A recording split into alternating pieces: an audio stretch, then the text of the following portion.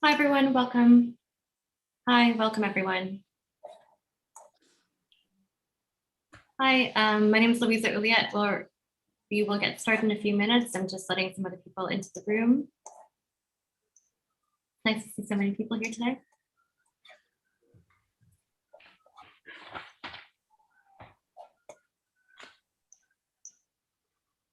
Hi, everyone. Welcome. My name is Louisa. I'm based in London. Where's everyone calling or dialing? God, why do I say dialing in? Where's everyone zooming in from? There's a chat function if you want to let us know where you're based.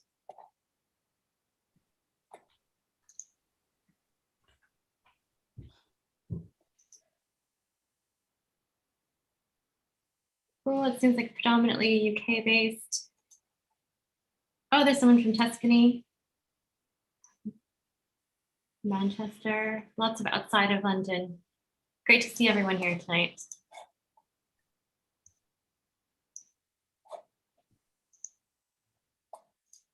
Oh, great, someone from Portugal.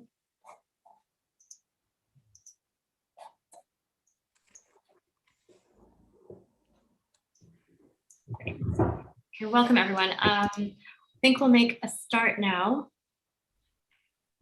Just one more second. Getting some final people into the room. Great. Well, I'll make a start now. So thank you for joining us. It is evening here in London. My name is Louisa Elliott, and I'm curator of talks and events at the Photographers Gallery. I'm delighted to be here with Tammy Aftab, Marie Smith, Emma Bowkett, and Emma Bowkett. Today, we're looking at the practices of these two London-based artists and how they relate to themes of family and identity in their approach to the subject of health. Tammy Arthur has a BA in photography from the London College of Communication. Her work touches on subjects of intimacy, performance, and playfulness through the form of portraiture. Today, she will talk through her work, including the project, The Dogs in the Car, a collaboration with her father, who has a unique form of short-term memory loss. Using a playful voice, the artist uses lightness and humor in her exploration of illness as part of her father's identity. Marie Smith is an artist and writer with an MA in the History of Art with Photography at Bowkett. Marie uses text, digital, and analog photography as a form of visual language to address the invisibility Black women face within the subjects of identity, memory, environment, death, mental health, and well-being in her practice. Together, they will look at the intersection between art and advocacy. What roles does photography play in creating agency? Joining them now is curator and editor Emma Bowkett. Emma is director of photography at the FT Weekend magazine and an associate lecturer at LCC. She contributes regularly to international workshops, portfolio reviews, festivals, and awards. She's also the curator of the Financial Times supplement and the talks program at Photo London. Thank you all for being with us tonight. In terms of format, we will begin with presentations from the artists, starting with Marie Smith and then one by Tammy Aftab. Following that, the two will be in conversation with Emma. That will last roughly 20 minutes. You can submit your questions through the chat function here, or they can be posed directly to Tammy, Marie, and Emma at the end by electronically raising your hand using the Zoom function, and we will then ask you to unmute yourself. The event should last roughly 1 hour in total. Please note we are recording this. However, you will not be featured and will only appear at the end if you decide to pose your question directly. We are approaching this event in the same way we do all of our public programs, which is with the aim of creating a forum of trust and mutual respect. So please keep that in mind. Before we start, I would like to thank you all again for joining us, and we hope to see you again at some of our other forthcoming online activities, and hopefully again soon at the gallery. Thank you again, and now to Tammy Aftab, Marie Smith, and Emma Bowkett.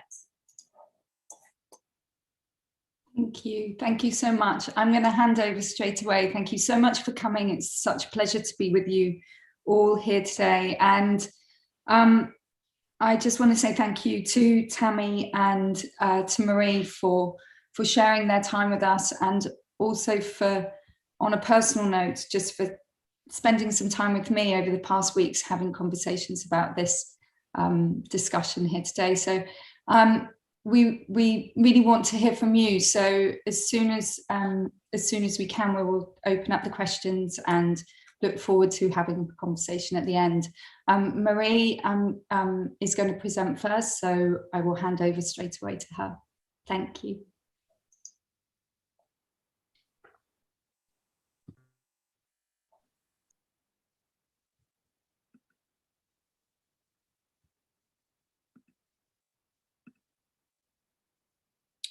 Okay, hello everyone. Thank you for joining me today for the talk. And just to reiterate what Emma said, it's been really nice getting to know her and Tammy and learn about our processes. So today I'll just be elaborating more about my work and my process with you today. So thank you for joining me. So the first slide, I'll go into what happened in 2018. In summer 2018, I did a social engaged practice workshop with Becky Warnock. This workshop was looking at social engaged practice and the kind of structures that we go through as artists. And in this workshop has kind of brought to the attention of my role as an artist and how that could be kind of shifted slightly if I'm going to be engaged in social engaged practice, and the intersection and interchangeable nature of my role as an artist or facilitator or trainer based on the group I'm working with. And this is the first time I've kind of was engaged with different ideas, different roles that I could reflect on, which was helpful for myself. So this is like another slide. I'm going back into my notes. Again, I'm looking at language, like the sort of language that I was kind of using at the time. So I was using a subject, which on reflection is kind of slightly derogatory, I think. And I started to use language around participants when I think about looking to work with other people. How can I describe my relationship with them, which would be kind of collaborative, more about not working within a hierarchical structure. So these sort of notes are kind of making me think about authorship and ethics and collaboration. And I started to kind of think about what it meant to be socially engaged because, you know, previously I just worked by myself on my own sort of practice. So in 2019, I did a series called The Fog is Lifted Slightly and I Can Think Clearer.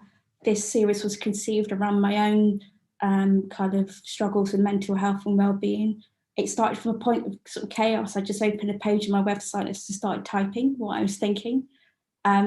And then later on, something more coherent came out as the series progressed. I started to put images, self-portraits, landscapes with the text to try and create a structure and a relationship that got me thinking about mental health. And the series kind of went on for about a year, and it kind of did started to enter me talking about COVID and the deaths around the BAME community due to COVID, and also about the Black Lives Matter movement and how that was affecting me. So it became less about my relationship with dealing with mental health professionals and more about the exterior environments that was affecting my mental health. And this was a good way for me to kind of learn how to talk about mental health and identity. And then I started to kind of think about my relationship of how I could try and expand this subject further beyond my own experience. And I did start to reflect about the workshop that I did the year before. So these are just some stills from the series. Landscape has become like a really prominent feature of my practice. And when I did Whispering for Help, it sort of came through again. And these series was captured on a mixture of analog and digital from archive, but was also capturing images at the time. So this is a picture of Fanning House. This is a photo I took probably in around this, well, maybe 2017. I just finished a series about my father talking about his mental health called White Trainers. And when I was doing a socially engaged workshop at Photo Fusion, I was thinking of actually doing a workshop about Fanning House. So those who don't know, Franz Fanning was a psychologist who wrote prominently about sort of the Black psychology and the implications of imperialism and colonialism on Black mental health. So this is a respite house in South London for men of Afro-Caribbean descent to go there to get help with their mental health. It's for 18 to 35-year-olds. And my idea was to go and do a project about that.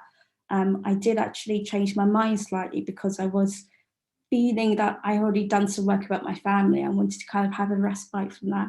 And I wanted to kind of look outwards and see if I can kind of work with other women like myself. So here's some notes that I kind of made about the project. And I kind of wrote these notes soon after my socially engaged workshop at Photo Fusion, but I kind of didn't really pick it up again until I started to think about making Whisper for Help while I was doing the Fog is Lifted series. And this was a good point of reference for me. Again, I'm thinking about language. I'm looking at different references I have. Miss Nellie Mahoney was a huge sort of inspiration for me. I'm trying to think about what I would do and how I could try and create ways to formulate structure, but also how can I make the project not just about myself. So I was thinking about hierarchies and structures and barriers and roles and place. And what I wanted to do was to dismantle stigma around mental health in the Black community. And it became more focused on women of colour. And so when I decided to do Whispering for Help, I thought the first thing I needed to do was create a kind of a structure for people to refer to. So I did a test portrait with myself in my garden. I did some text as well to go with that, because I thought the text would be there for the women to create some agency, so I can physically cut some space for them to write about themselves. I was also reflecting on the point that I think that, you know, I can only do so much as a photographer, and the text can be more illuminating in terms of trying to replicate their interior state of mind. So I use myself also as a point to show people as well, so you can see what I was doing. It was good for me to kind of do the portrait, so because I was just visualizing it in my head, and I actually had to go out and physically do it so I can understand what I was going to be doing, and that gave me some confidence as well. So you can see here that was another test portrait without the text. I think it's a fine portrait, but for me the text really relays something deeper that I wanted to explore. And also thought about doing stuff, you know, doing more performative type of portraits, but again I thought I wanted to do something kind of a bit more direct, a bit more engaging, and a bit more kind of not performative led really. But the idea of nature was something I wanted to bring through. Around the same time, when I did the test portrait, I wrote a project proposal. For me, this is a good way for me to consolidate my reference and my research that I've been doing, and also establish a context for me and a point of reference for the women to look at. Before I would take their portrait, I was sort of getting people, I was doing call outs through social media and through friends. And before I would actually take their portrait, I'd meet them for a coffee or talk to them over the phone. And I would send them this information, the proposal, which had my test portrait, and also some prompt questions. The prompt questions were just there for them to reflect on for their writing. But this was like a really good way for me to kind of, again, think through everything and to kind of state my intentions very clearly so that you can actually see some transparency in my process. So this is a portrait of Nans. This is actually the most recent portrait I captured, which was back in September 2020, yeah, when we had a break where we could see people. And I'd been speaking to Nans for quite a while. I was actually meant to take her portrait before lockdown, but it didn't happen, but we stayed in contact over the summer, and she still agreed to meet me. So this is, I'm just breaking down how I would put the portrait together. So what you can see here is her portrait, and this is her text. So I collect the text from the person I'm taking the portrait of on the day when I meet them. I don't actually read the text until after I've taken their portrait. So in the process of me editing the portrait together with the text, that's when I read through what they've written. So that would dictate what type of portrait I put with the text. But when I'm taking a portrait at the time, because I've got no idea what they're going to be saying in their handwritten text, I have to try and catch them in their different guises. So I can't assume that the text is going to be melancholy, because that might not be reflective of who they are. But once I have the text back, I do work with the image so that they can sit together as a coherent piece. And also because the text is scanned, it becomes a digital file. So it becomes a photograph in its sense, you know, like a form of visual language that I can refer to.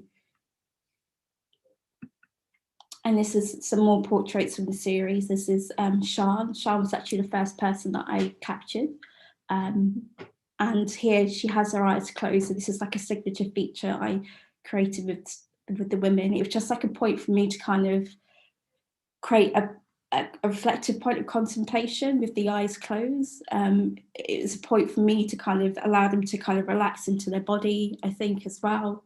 And for you to kind of think, you know, what could they be thinking? And then you've got the text there and the text is on the right-hand side, because I think that's how we read images from left to right. So you look at the image, you look at the text. That's how it works. And this is Naomi. And this is Asta. And everyone writes really differently. Some people have answered the questions very directly. Oh, sorry.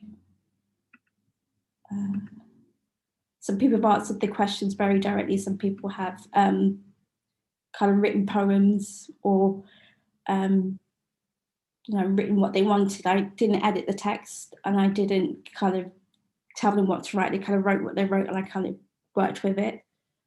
So this is a website that I created for Whispering for Help. In December 2020, I was awarded funding from the Arts Council, and it's allowed me to kind of be a bit more adventurous with the project. I built a website. There's an email address to go with it. I was able to pay myself an artist fee. I was able to spend time, which is what I'm doing now, building partnerships with charities and local organisations in my area, so I can do some workshops in the summer from May to September. Those workshops will be led by myself. We'll have an assistant, up to 6 people. And the idea is I can get people in a group setting. We can kind of talk around the idea of taking pictures of each other with Polaroid cameras. I can take them aside and take their portrait, but I'm also doing one-to-one portrait sessions still. I also have a mentor for the project as well.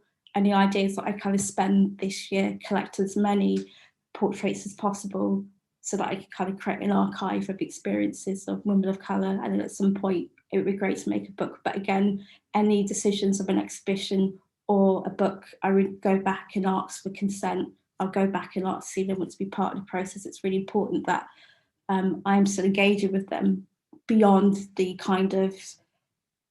project as a form of aftercare, but as also as a form of kind of allowing them to still have agency about how they're represented. So that's where I am, and I will stop sharing and I'll pass you over to Tammy. Thank you very much.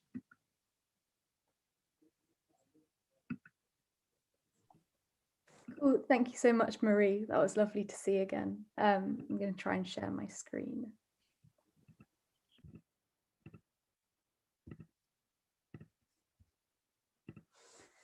Cool. So hello, everyone.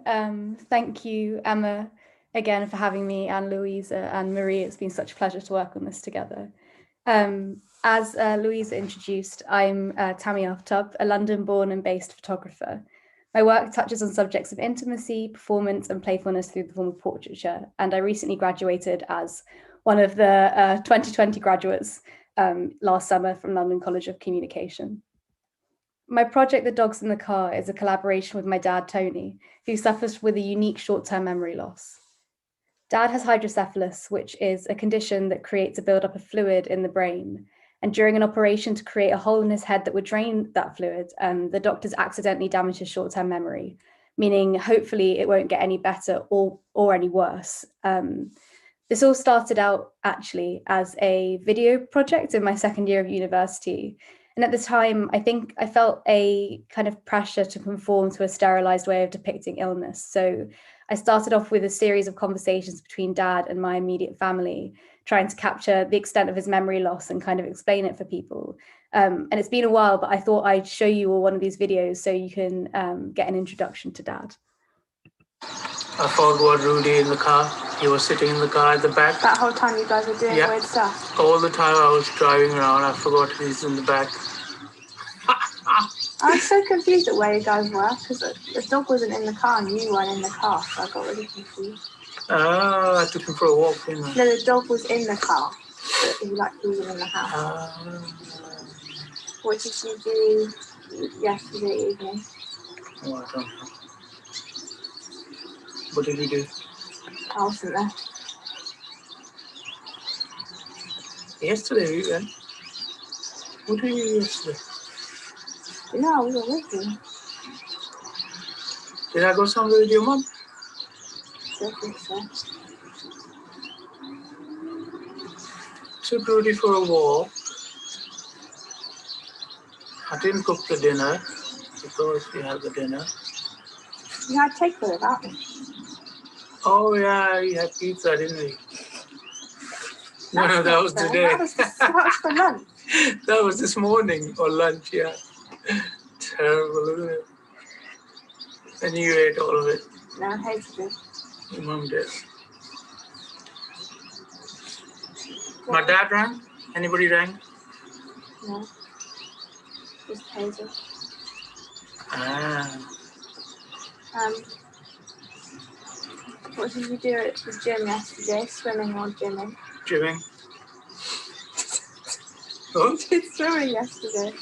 I was in the gym with you. No, yesterday you went for. It was really busy. We went at like 12 o'clock, and you had to go in the swimming pool, but you only got to go in the swimming pool for 5 minutes because there was loads of children. Ah, yeah. I went swimming yesterday, by the way. And it was full of people. Absolutely. So yeah, it was when showing these videos to my classmates that we realized what people found the most interesting, and what we found the most interesting was Dad's sense of humor throughout this all, and how as a family we allow this space for comic relief when discussing illness.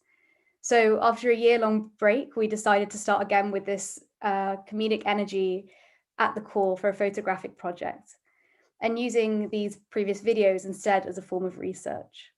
Most of my research was firsthand, such as these post-it notes that are left all over the family home. They're on the oven, they're on the front door, they're in Dad's wallet, they're on the fridge, they're absolutely everywhere. And these notes are just temporary memos that are thrown away and somewhat hidden behind these closed doors. As shown on the slides, the notes are written from all members of the family, including Dad himself, where he writes to remember to order new medication. Also my mum, who will write, "Hiya, I'm out walking, Rudy, see you later." We decided to change the context and scale of these notes by cutting them out of card, stringing the large letters together and hanging them in public. In doing so, we set the tone for the rest of the project, asking people to not look away or feel as though it's wrong to laugh along with us. Another research point that shows this is The Man Who Mistook His Wife for a Hat by Oliver Sacks. The book is made up of memorable stories from Sacks's time as a neurologist. The story that influenced the title talks of when a man who, when he thought the examination was over, started to look around for his hat before leaving. He reached out his hand and took a hold of his wife's head, trying to lift it off her neck to put it on top of his head. He had mistaken his wife for a hat. The room for humor in Sacks's book seems to come from a place of care and love and not mockery. Another recent point of reference Emma actually showed me was Dick Johnson is Dead, which is currently streaming on Netflix.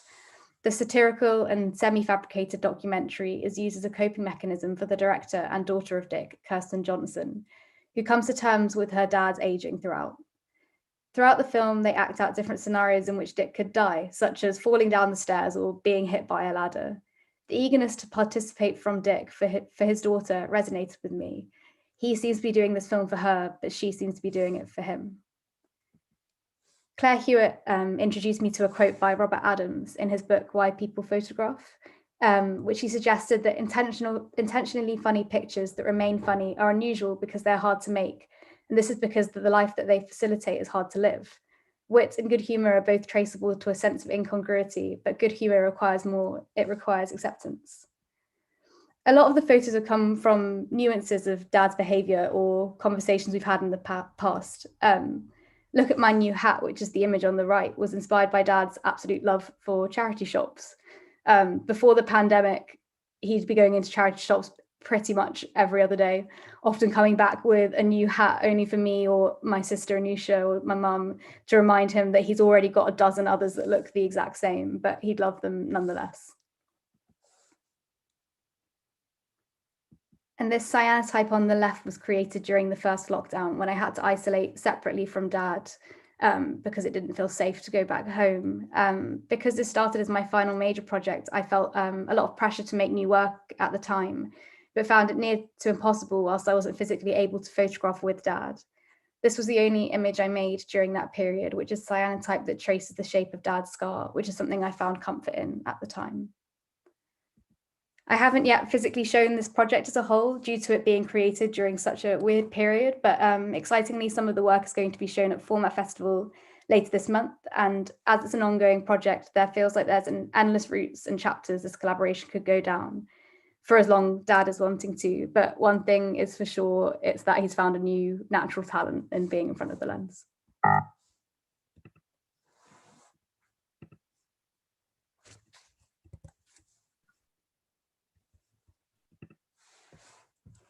Thank you both. Thank you both so much.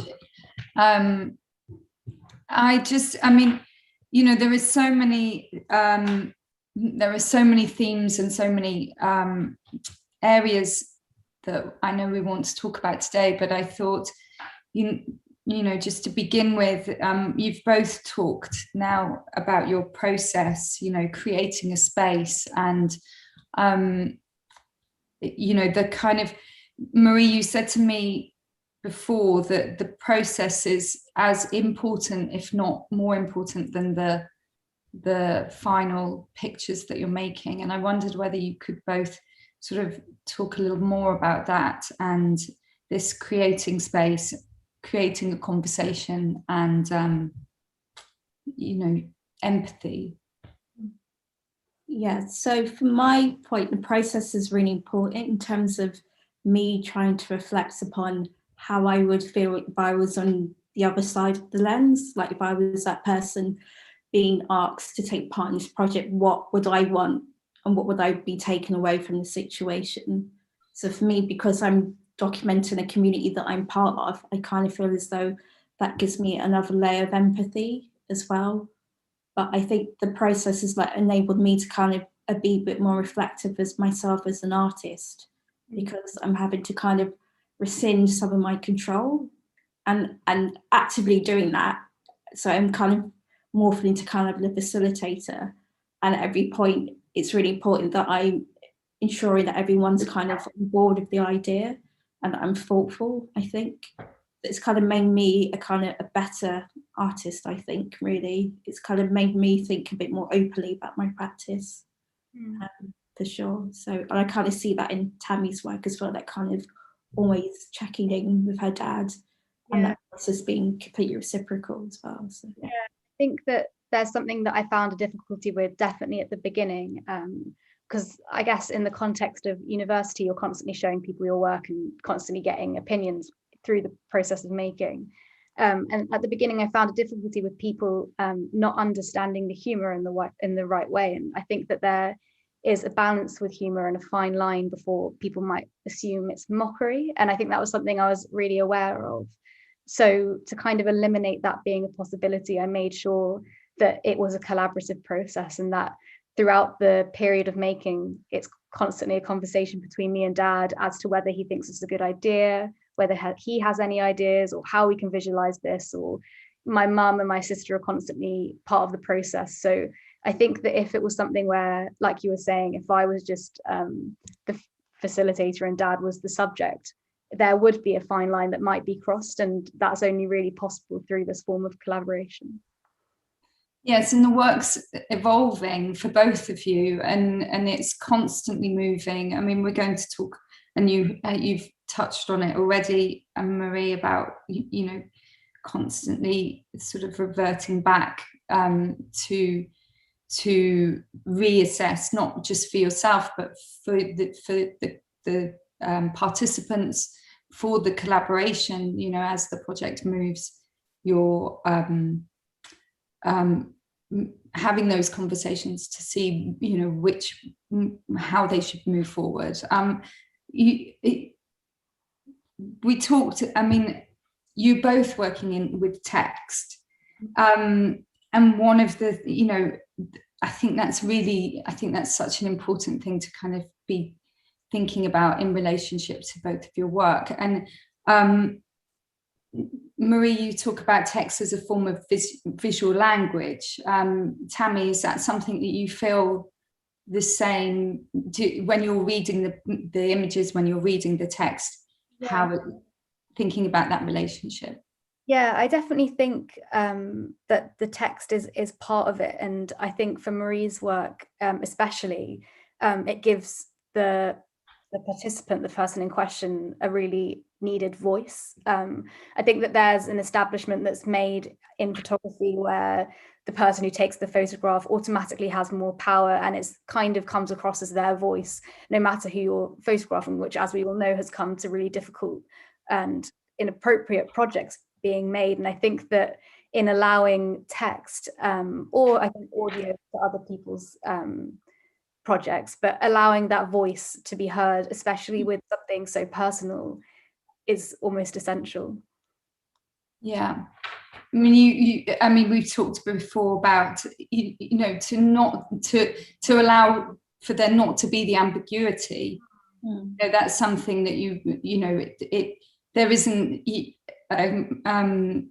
Tammy was saying that it allows for you to be looking straight on, you know, without any kind of confusion as to what that conversation is about and what that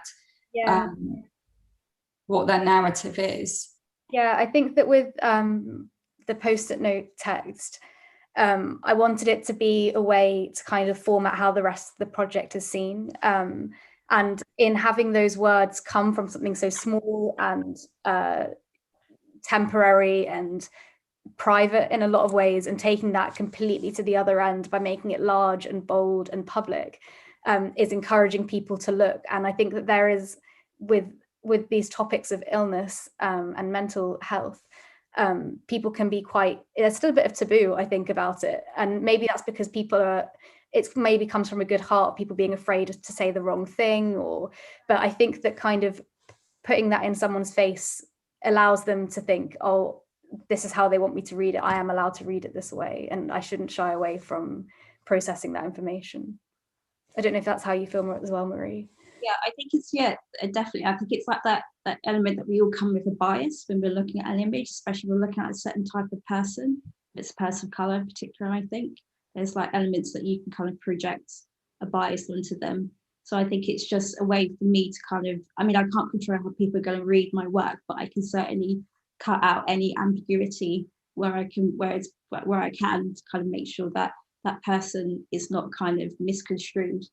I'm very sort of conscious of that. And also I kind of think like I have this tension between the image, the photographic image, and writing in my work. Like writing's become such a prevalent part of my process that for me, a lot of the kind of situations that occurred where the women were very kind of like cautious about their text. Like, oh, it's okay. Can I write this? I'm like, whatever you write is going to be fine because it's coming from you and it's going to be sincere. It's going to have like your intentions behind it.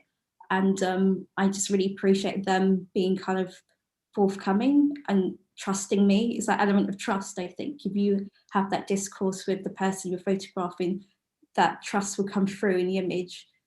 I think it comes through like in Tammy's images, like the kind of idea that the post-it notes kind of translate into the text. You're kind of reading your dad's voice, not just through him in the images, but also in the text as well, like the humour and the way he kind of represents himself as well.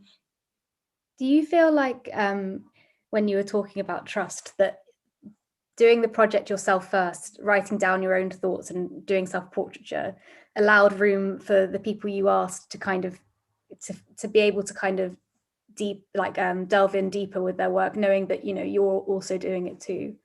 Yeah, I think so. I think I was all very open about it as well. I would say to people, please, could you go look at my website? And when we were having conversations before we take their portrait, meeting them, and me talking about my situation kind of meant that they were, you talk about hierarchy and the kind of subject photographer, it kind of distilled that completely. So I was there as like Marie, the person, you know, not just Marie the photographer. I was there in my own kind of sort of situation, kind of to build a friendship with them, and not a friendship, like kind of a reciprocal friendship where they would, you know, be part of my process as well. But I was kind of thinking about like my first slide where we talk about the artist, facilitator, was it trainer, teacher role, like yourself, Tammy, like in your work, because you are photographing your dad, like how do you kind of navigate that role as being his daughter and also being an artist? How does that come through your process? I think that's something which I'm learning along the way, or as a family we're learning along the way. I think that the reason the project, I'm aware, is also so humorous and uplifting is that sometimes as a daughter I don't feel comfortable whilst he's having a really difficult time to whack out my giant camera and assume that he wants to be a subject. So allowing that space, and throughout the pandemic, obviously health anxiety has been really prominent, and you know, I think there's needs to be room to accept that talking about your father being ill all the time in your project, sometimes, especially at the moment, isn't the easiest thing to do. And in some ways it's a nice fun way of escapism as well. When we get to spend time together, there's something we can actively do that we're both enjoying and we're both thinking about, and it kind of takes away from, I think, everything else that's going on, and including his illness. It doesn't mean that we're wallowing in the difficulties of it, but instead we're trying to use that as something which is positive and a light through all of it. I mean, that sort of makes me think about, you know, something you were saying before, Marie, about Fan and House, and that question of aftercare.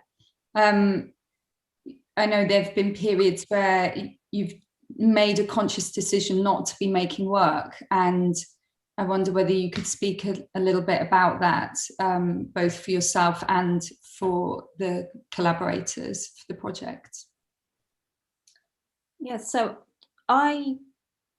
when I started doing Whispering for Help, I didn't want to put myself in a series because I felt as though I'd made enough work about myself, and I felt as though I want to kind of find a way to kind of take a breather, I think, like still kind of open up the discourse around mental health and women of colour, but not necessarily position myself at the centre of it.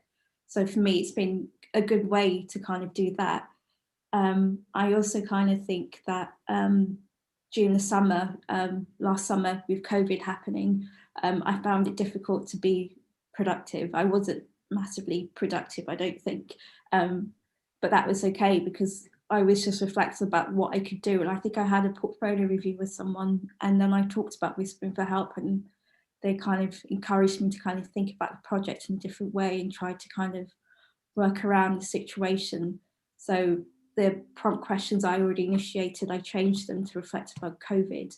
And then because it was plausible to be outside, instead of like me going into people's homes, I made the decision to make the project more about nature and the outside world, which was kind of figuring into the work I was making, but also made it a safe environment for me to kind of meet people and for them to feel safe. So when I met Nans, we socially distanced, and yeah, that made it kind of easier for me. So then it kind of meant that I found a way to kind of move the project on to what I'm doing now. But I think it was good to have that point of reflection, I think.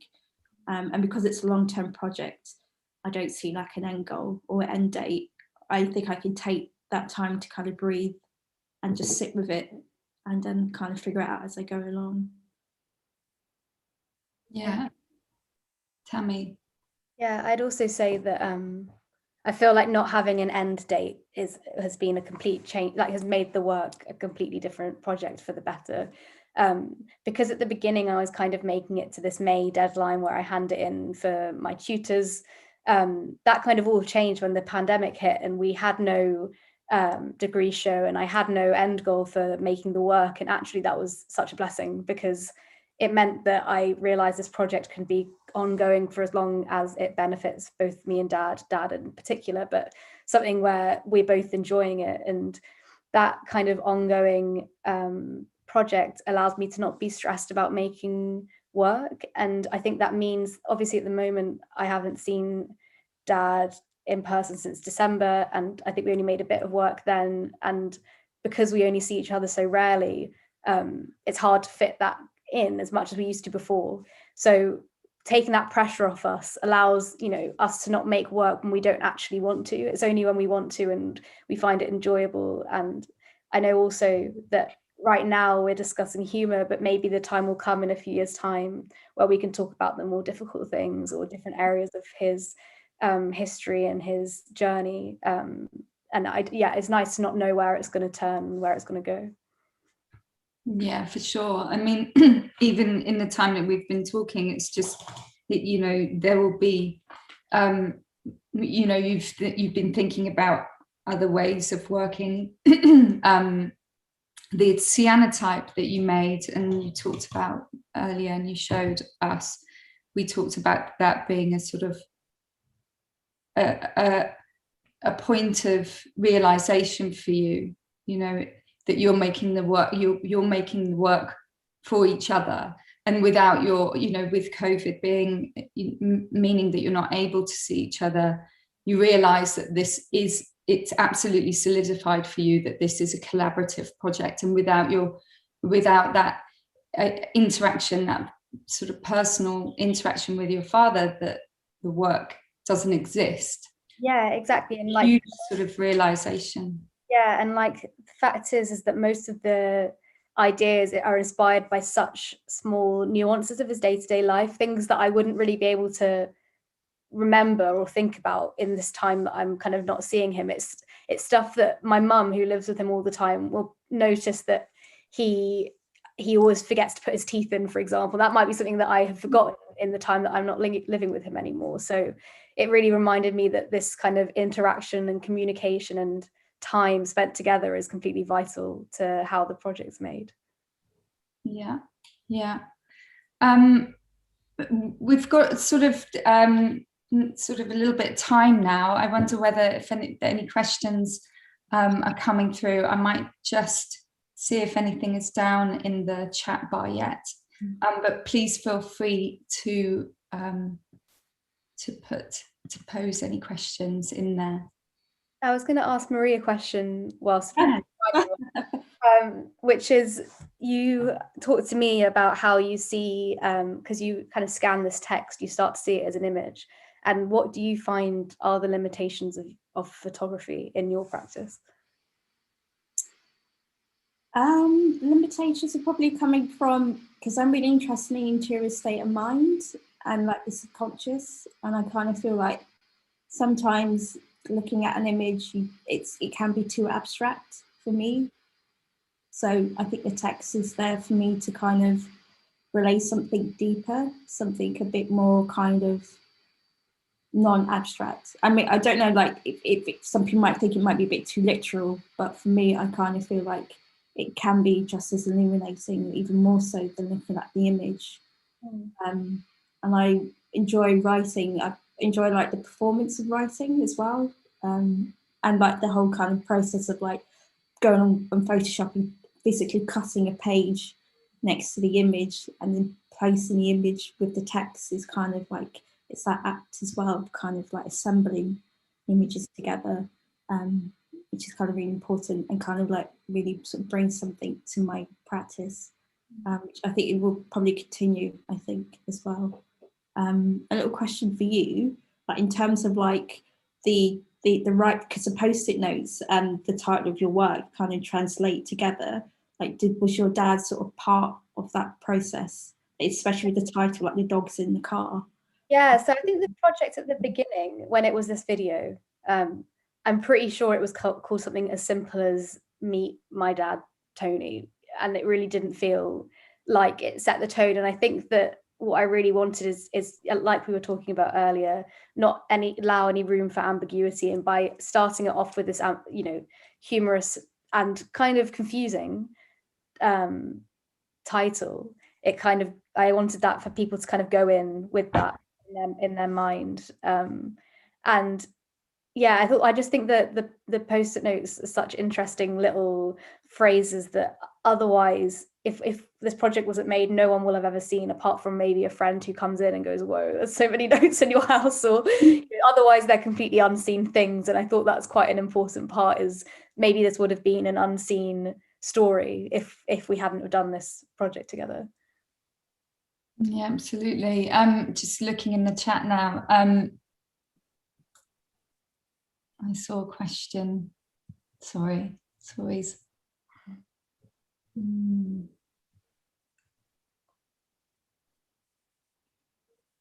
Oh, well, very nice comments, more than questions.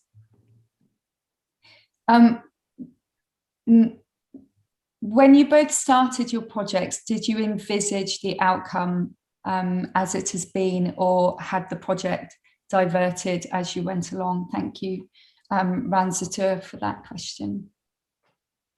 I'm happy to start. I think that I didn't see it being what it was. And like I mentioned in the introduction, when discussing illness in photography, I had an idea in my mind, a box that I needed to fit into. And at the time, I don't think that's a bad thing either, but I felt like this really needs to be something where I kind of show the world what hydrocephalus is and what short-term memory loss is. And actually it's gone down a completely different route, where as much as it's a story about memory loss, it's also a memory that we're creating together. And it's more a story of my dad and the things that I really want to share the world, you know, about him.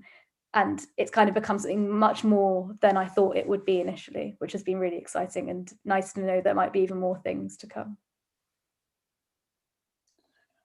Yeah, so for me, I think the images, because I did the test portrait of myself, I kind of knew an aesthetic that I wanted to create. I think that was a really good way for me to sound off an idea, because I had just visualized it in my head for ages and I wasn't quite sure whether I'd be able to pull it off correctly or like properly. But what I've kind of learned is, like, when I've edited the image and the text together, I send it back to the women to look at for their feedback before I put anything online. So at that point they have another chance to kind of rescind from the project, or they can give their feedback. If they don't like a portrait and they want to change it, they can change it. So on some occasions I have changed the portrait. On one occasion I actually did a whole different photo shoot with them because I wasn't happy with the image that I created. So I think I've sort of learned to be a bit more flexible and to kind of, you know, like, be humble in the process, I think, and she's been good. So I've not minded when someone said, oh, someone said to me, I don't think that portrait looks like me or feels like I look like that, something like that along those lines. It's interesting that they were kind of still thinking about how they looked like and how they want to be represented, not just beyond the text. So I did change the portrait and we were both happy with what we did, because I had a portrait which was more fitting to what she wanted, and that was fine. So yeah, in some ways, yeah, the series is looking how I want it to look, but there is that point where I've had to kind of change things, which is okay. I'm cool with that. This is another question to both. Thank you so much for sharing extremely personal projects. Access seems to be key, and you both have access all areas to your subjects. Do you think photographers have to have a shared experience with their subject situation prior to undertaking a project in order to validate and make it authentic? That's a really good question. Yeah, I think that I do think about that a lot, actually, in regards to other people's work, and especially obviously photojournalism. I think that my work, the project with Dad, obviously I'll never know what it will be like to be in his shoes. I don't know what it's like to have short-term memory loss or the things that come along with it. So I think more than just a shared experience, I think it's more an ability to have empathy and understanding and care. And I think that the ability to listen and engage is what's important, and making sure that the whole way through you're trying as hard as you can to understand, but acknowledging that you will never be able to fully comprehend what it's like to be another individual. Yeah, I kind of think that you don't necessarily have to have that shared experience, but I think if you're going to be working with a community that you are not part of, you have to take precautions and be consistent and be transparent. I was thinking about this today, actually, and I think that you need to be cautious, and because I think if you're working, because I'm working with strangers, but I don't know these women, so I'm having to kind of build up that rapport so that they can feel safe around me. So it's about safety as well. So I think if anyone is going to be doing a project with the community they're not part of, I think they do need to take those steps to kind of ensure that they are not parachuting in, taking up portrait and leaving again. You know, like that kind of methodology has to, like, it's not really progressive way of working, and I think it's kind of detrimental to the photographer and the community they're working with. So I think, yeah, that care needs to be taken into consideration and to be thoughtful in process as well. So I think it is possible, but I think there are steps that need to be made. And I think with how we're going now with photography, I know a lot of more socially engaged photographers who are coming from different areas, like commercial photography or fashion photography, and they're kind of having to find ways to work with other people as well, but they're trying to make these steps. So I think it's kind of will be part more of the discourse of photography for sure, like how you care when you're working with people. Yeah, thank you very much, Eve, for that question. Really important question. Marie, this one for you.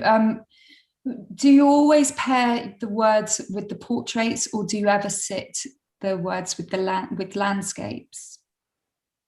So with Whispering for Help, I pair the portraits with the text. So if someone gives me 4 sheets of paper with the handwritten text, there'll be 4 portraits to go with the text. If they give me 2 sheets of paper, there'll be 2 images.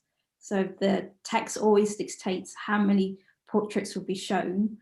And I did initially think about including landscapes, but it didn't really seem necessary. But with my own personal work, I do use landscape because I kind of have sort of found landscapes to be like a point of solace. And growing up in London and having this kind of weird relationship with nature, it's there, but you kind of don't pay attention to it. I've become a bit more kind of focused on nature recently, and that's definitely coming through in my work. But with Whispering for Help, it's always the text leading the image, I suppose, in that sense, and how I kind of curate it together. For Tammy, it seems as if you have a very close relationship with your dad, but the project brought you closer in any way, and has it changed your relationship? Yeah, I'd say so. I think that at the age I started it, it's quite a weird time in your life when you're at university and you're away from home. I mean, my family are in Kingston and I'm in southeast London, so it's really not far, but you don't spend nearly as much time as when you're with them every single day. And I think it's been lovely to have this to kind of make sure we don't drift apart and are still kind of working together. And I often think it reminds me of when you ask your parents to kind of help you with homework and they're really keen, or at least dad always used to be really keen to help. And it has that same kind of feeling of he wants to help and I want to, enlighten, what's the word? I want to kind of bring him confidence and, show him to the world, and he wants to help me. And I think that kind of balance has really strengthened the relationship. But, I'm really lucky and it's always been a really loving one. It was interesting to see the early work that you made in video, actually, and how you are communicating now in your practice. Following on from that question, there's another one about Tammy, to continue on with that. The video footage of your dad gives the viewer much clearer insight into his condition. Is it important for your stills? If so, how do you seek to do it? Yeah, I think that's something I've been thinking about more recently, I guess because the project's never been shown physically yet and there's not a book or anything. It's kind of floating in the air at the moment and hasn't kind of grounded itself. But I know that when it does ground itself, it's really important. And I think that these videos will come into play still, whether that's via audio or via text. But I think those words, as much as that, the visuals of them and the kind of context that they were in before don't quite make sense. But I think that the words will still come in, and it's something I want to explore more. I was talking to Emma Marie, video and audio, because I really want Dad's voice to be heard and understood. Yes, watch this space. A question from Alexia. Hi, thank you for your question. You are both creating very personal work that you're deeply invested in. Do you envisage the work you have produced? How do you envisage the work you've produced moving forwards? Do you want to try new ways of working, which I think we've sort of started to discuss? Or do you want to delve deeper into this type of practice that you've created so far, and what's next? Maria, I'll let you go first. So for me, this is my first sort of foray into socially engaged practice and working with people. Previously, all my work I've sort of done use myself as a case study. And I think working with people will be something I'll be working towards in the future, for sure. I do have an idea about working around nature and looking at how marginalised communities are not kind of part of the discourse around nature and environmentalism. That's something that I would like to kind of touch upon at some point within the, sort of the next year or two.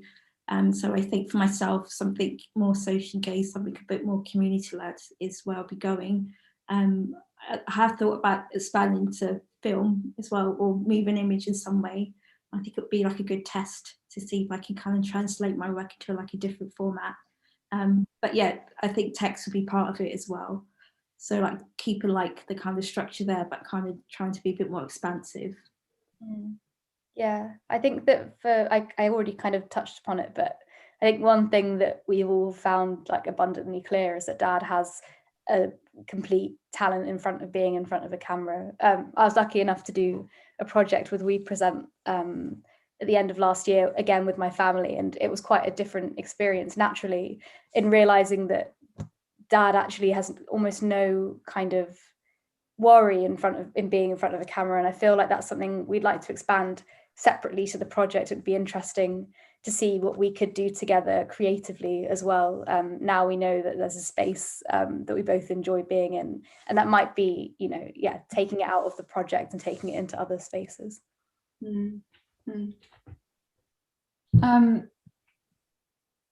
Marie, I feel the same way as you do about the importance of adding text to get a greater insight into a person's internal thoughts and experiences.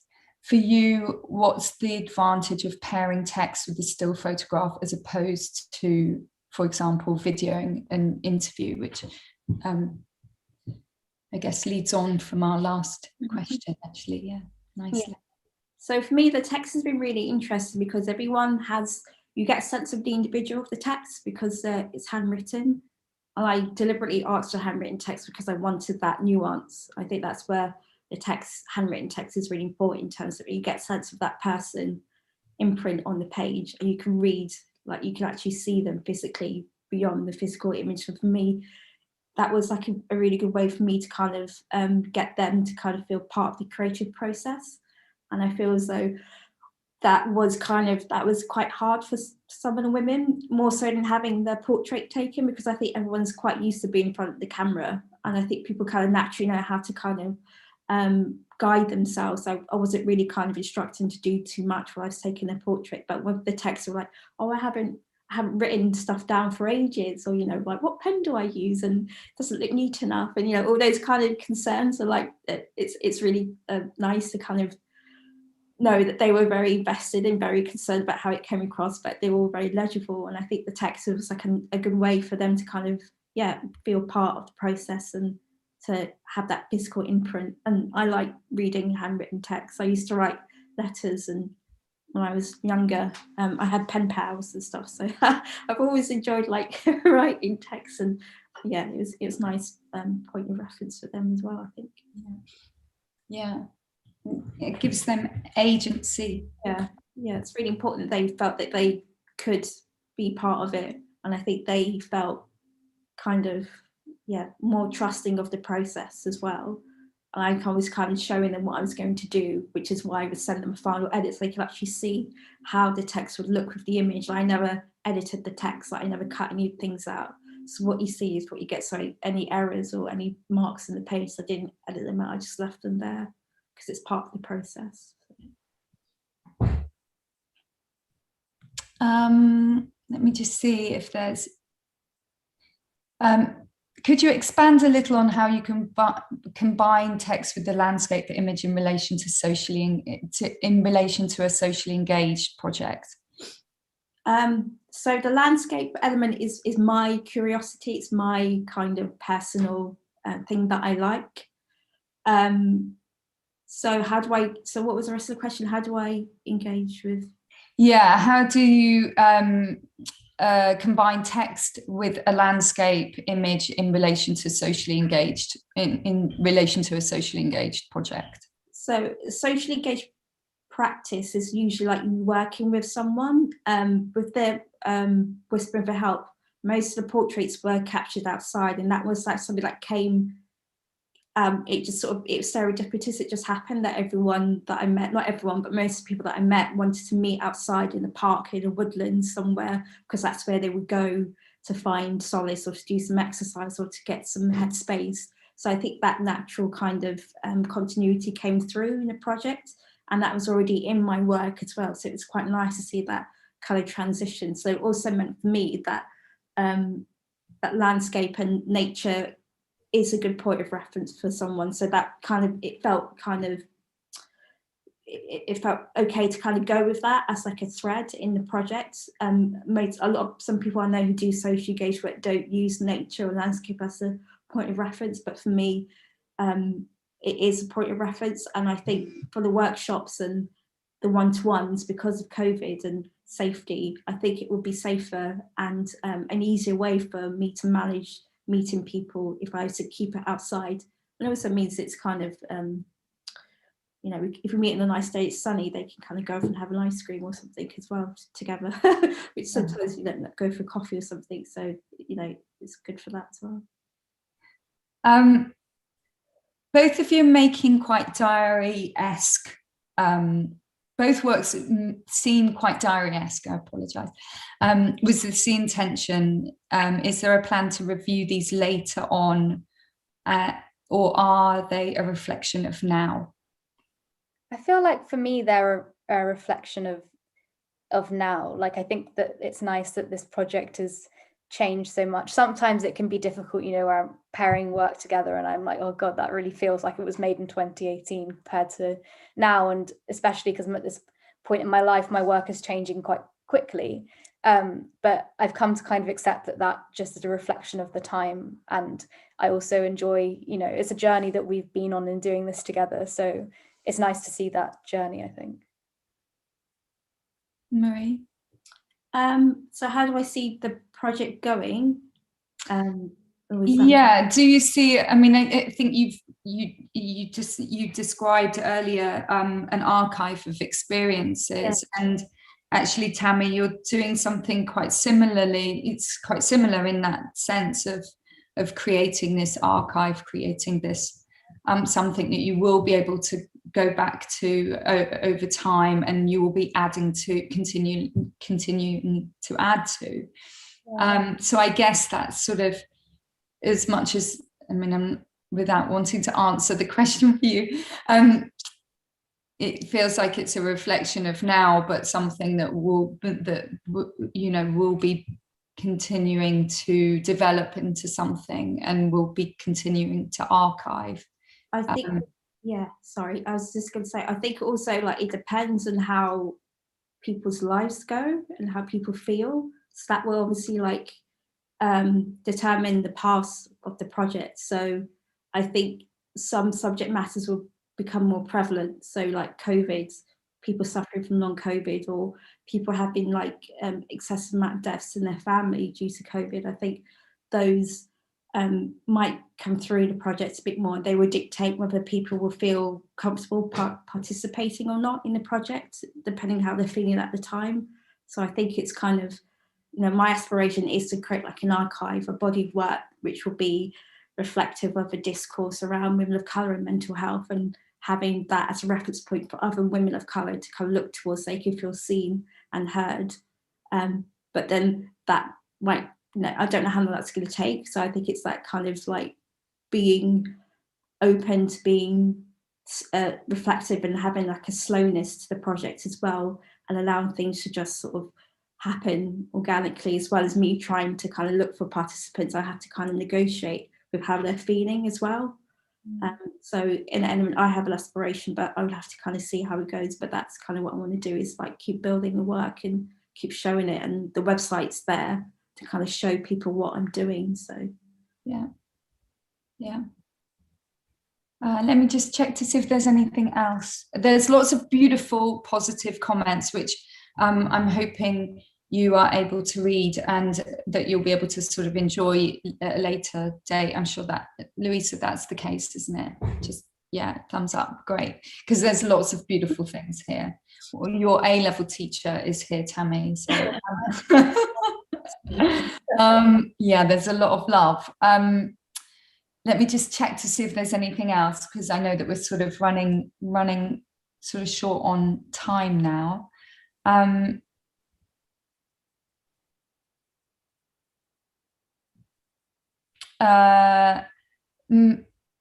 Really looking forward to seeing how both projects evolve. Beautiful, sensitive and thoughtful projects.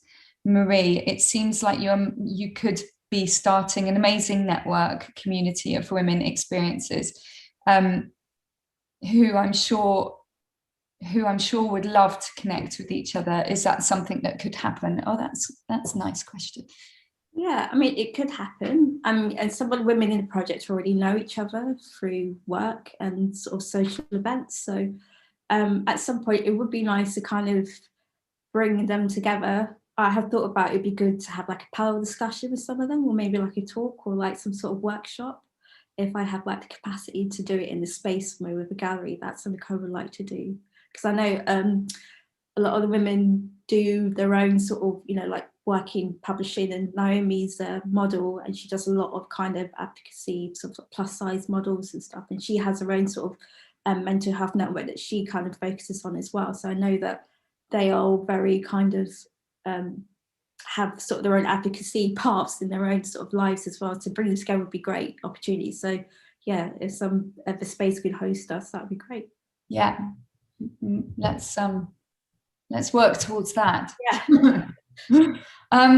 I think Tammy, one for you. Tammy, the project of creating the process of creating this project with your father, has it provided a space for you to understand his condition further? It must be a difficult thing to go through as his daughter, but it seems like his personality and great humor is reflected in your photographs.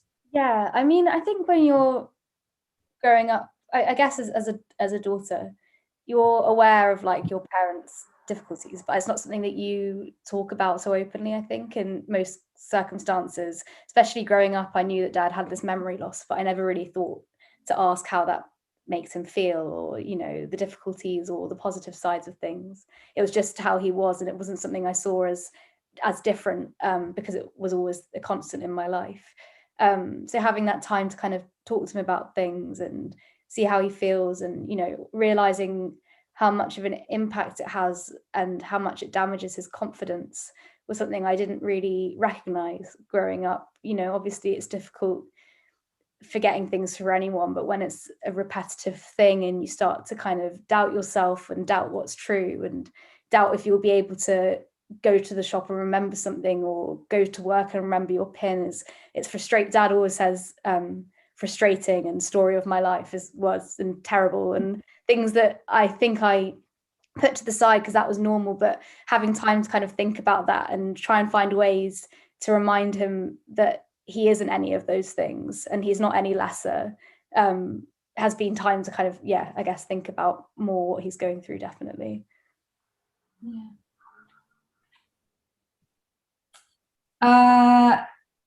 Well, I mean, Shannon has asked a question about when she's going to get to see your work displayed physically, and of course, Tammy, you have work with Format Festival upcoming, which will be on their platform.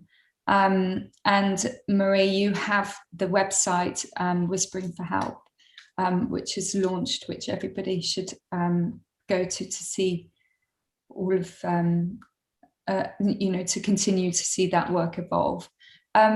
I'm just going to check to see if anything else, have you got any other plans for exhibitions upcoming that you want to share with us right now?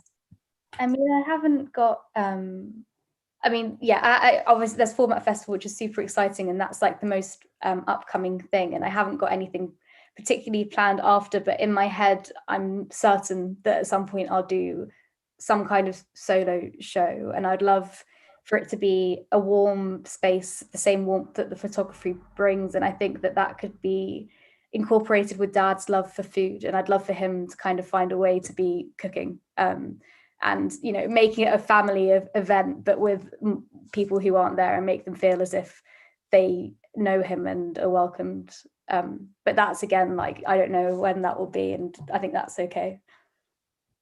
Yeah, hard to do any forward planning right now, but that sounds incredible. And yes, please, to your father, cooking for us all.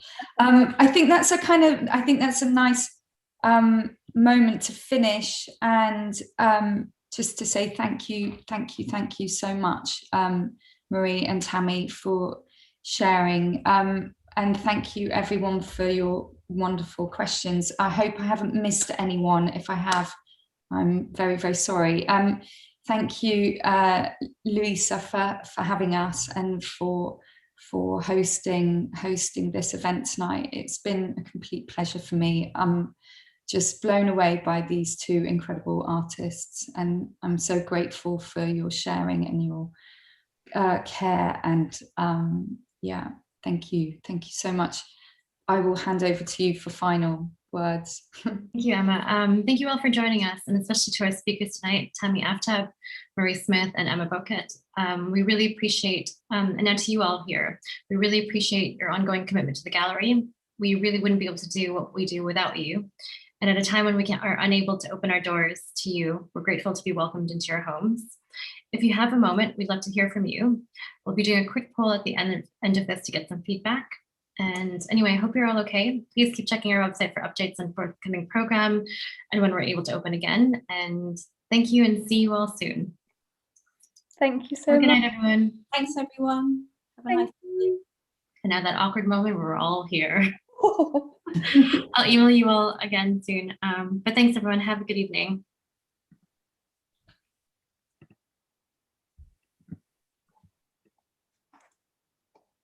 So nice to read the comments. I can Comments, comment, by the way. beautiful.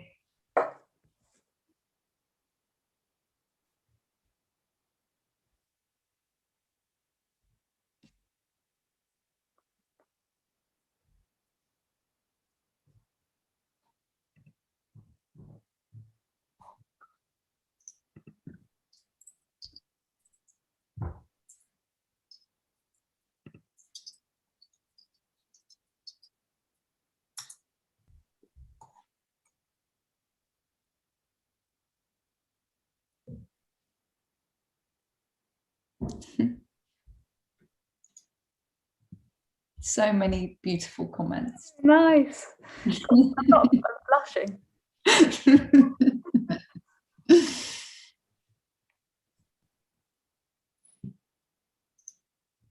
Do you want me to send you an email with the comments?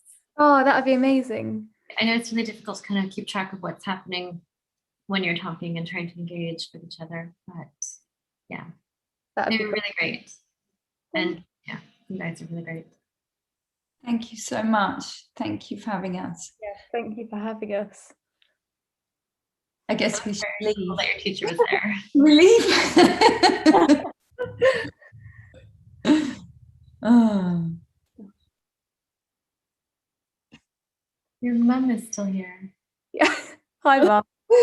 And hi.